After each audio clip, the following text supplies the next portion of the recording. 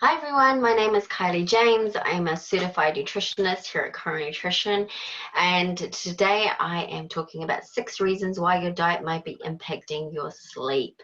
So it's a big one. More and more people having problems sleeping, and sleep is so important because that's when your body's going into repair mode. So let's just have a look at all the health benefits of sleeping, and this by all means is not an exhausted list.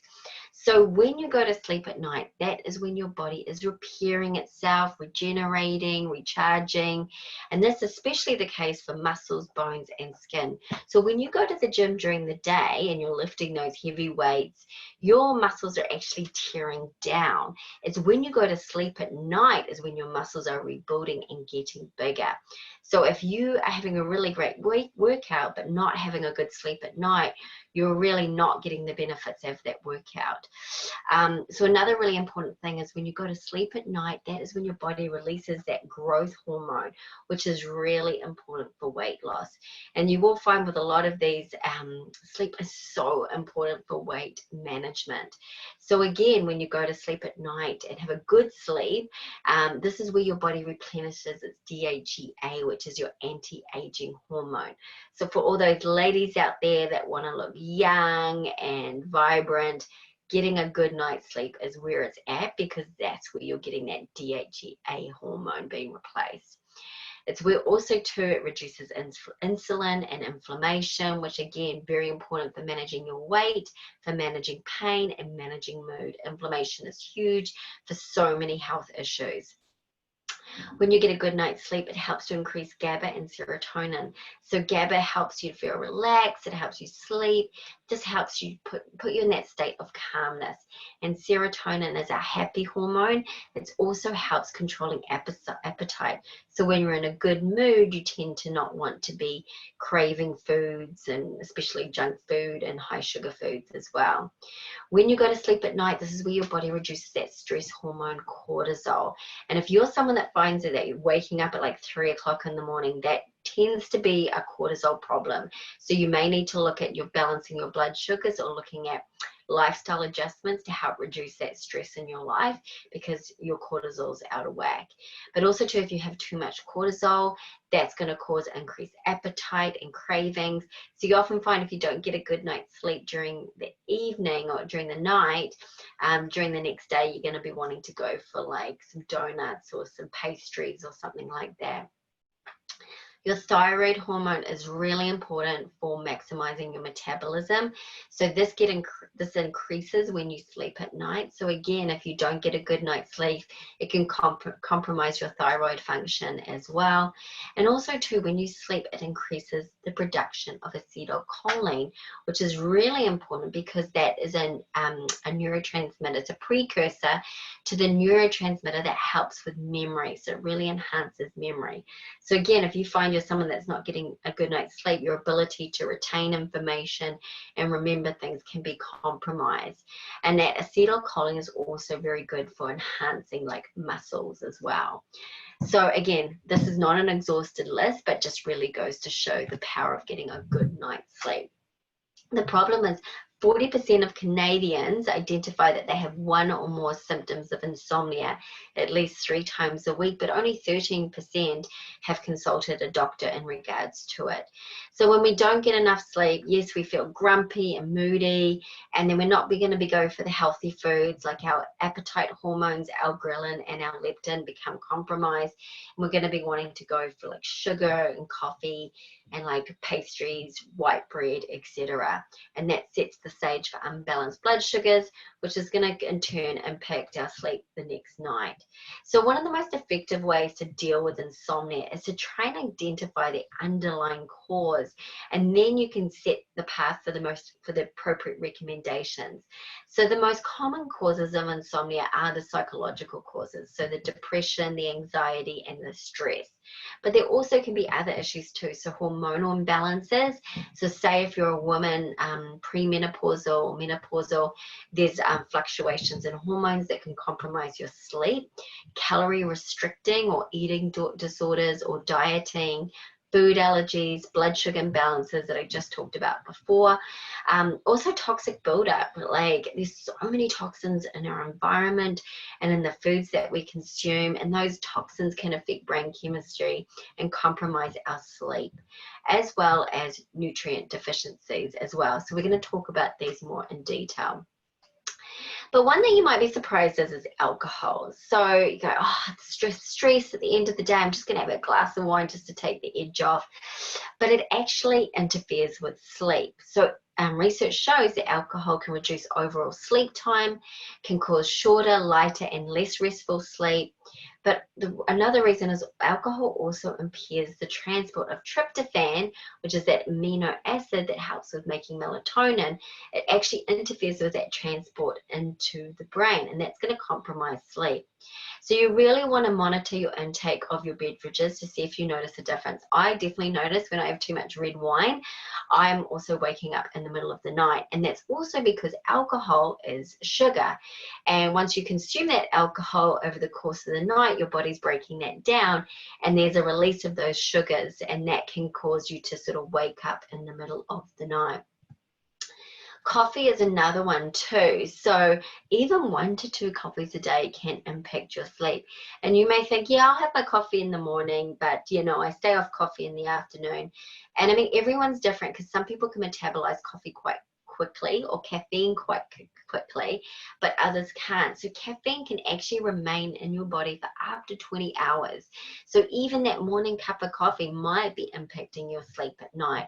But it's definitely an individual basis, because it varies based on how well your liver can metabolize that coffee. So something to try out. You'd have to probably give it a little bit longer, because with caffeine, it can be quite an addiction, so you might actually feel worse before you feel better. And, coffee gives us that pick-me-up because of that caffeine. It stimulates those hormones, adrenaline and cortisol, that helps us to feel alert and energized. And caffeine has actually been linked to insomnia, restless leg syndrome, and even periodic leg movement as well.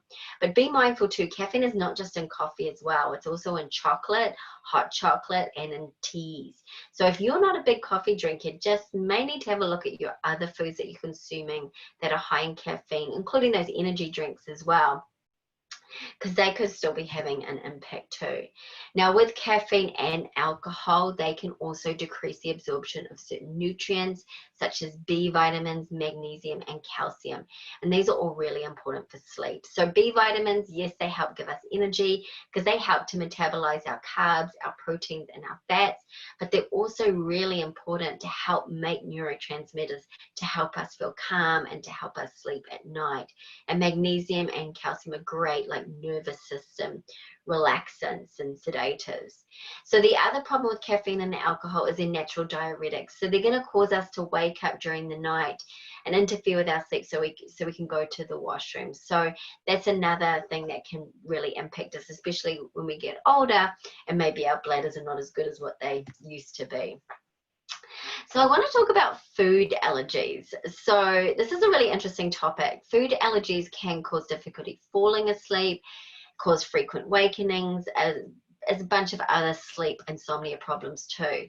So foods that are commonly known or high on the allergen profile is wheat and dairy. So the gluten in wheat and the protein casein in dairy are very high on the allergenic profile. But so too is corn, chocolate, nuts, egg whites, seafood, red and yellow dyes, as well as yeast, and even soy as well. So, I mean, basically it can be any food, but these are the top ones. So the problem with food intolerances and food sensitivities is that it can be hard to detect.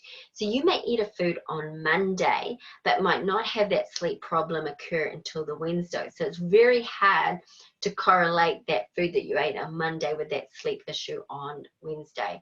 And the other thing is, if you consume those problematic foods every day, it's going to be very hard to make that correlation. Now, you can do food allergy testing, but there's issues with that as well. For example, if you don't eat a certain food for a while, your body's not creating those antibodies that are going to show up on the testing.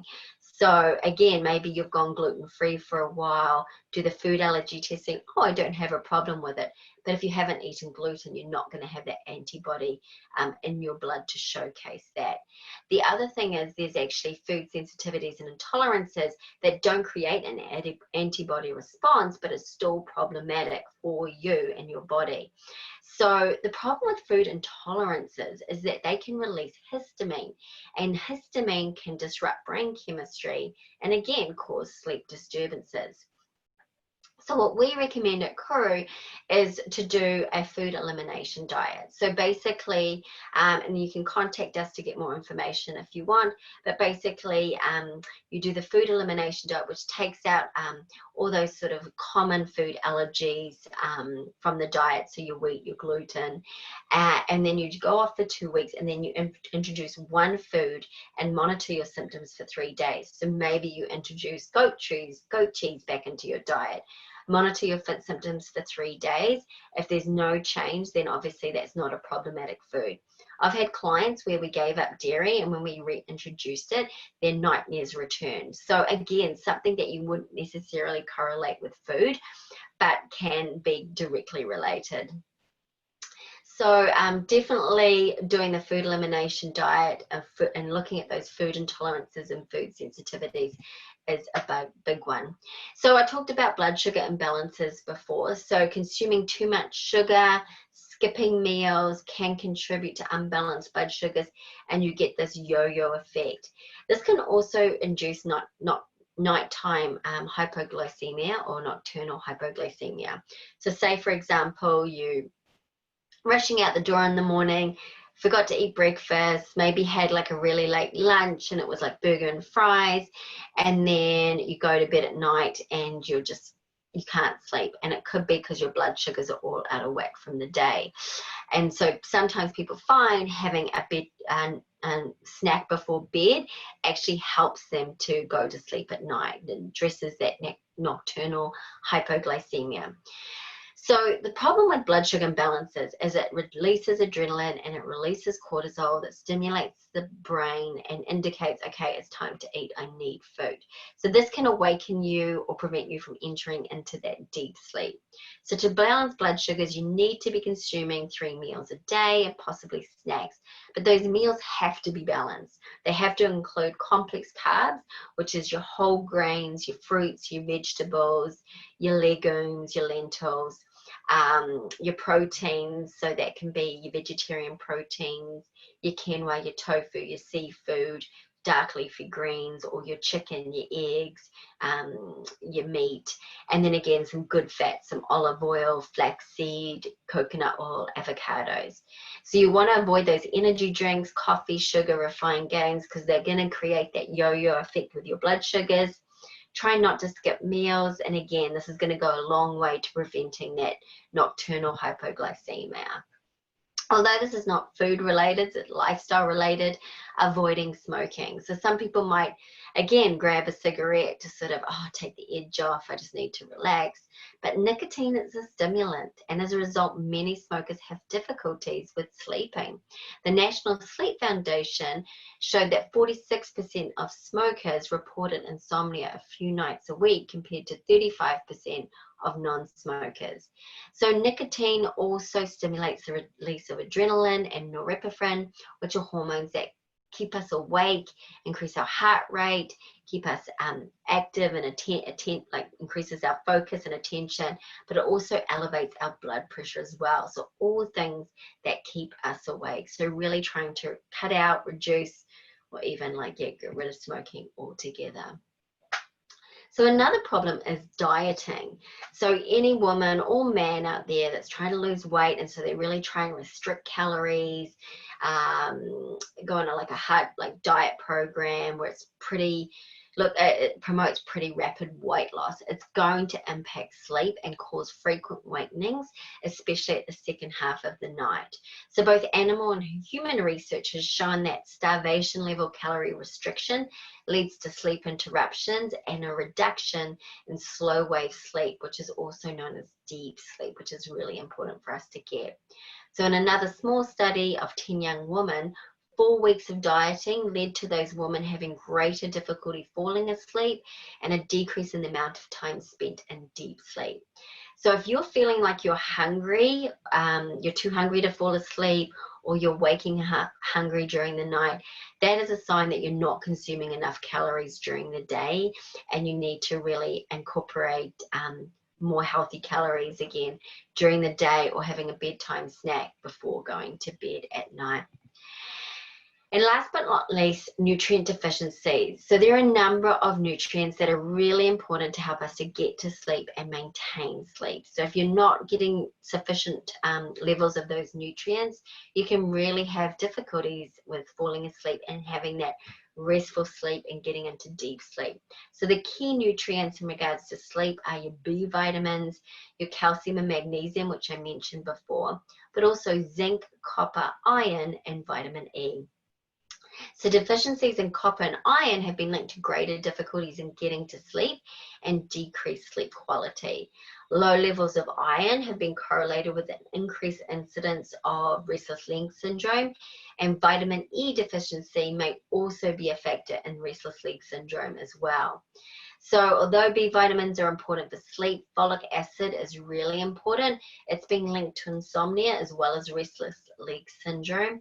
And the body needs vitamin B6 to help convert that amino acid tryptophan into melatonin, which is our important sleep hormone. And melatonin is very good for our circadian rhythms, our sleep cycle. So if you're someone that, not that many people are traveling a lot right now, but traveling to different time zones, and you've got the jet lag, melatonin is great to help sync people up into the circadian rhythm and into that time zone of that new country that they're in. So calcium and magnesium are natural calming sedators to the central nervous system. Magnesium is a natural muscle and nervous system relaxant, so also really important for sleep. And magnesium too, especially if you're someone that's really stressed out and anxious, magnesium can sort of help calm that nervous system down and get you into that better sleep. So that's the end of my presentation. I hope that's given you some ideas with regards to getting a better night's sleep. So take care out there, stay safe, and I will see you soon. Bye.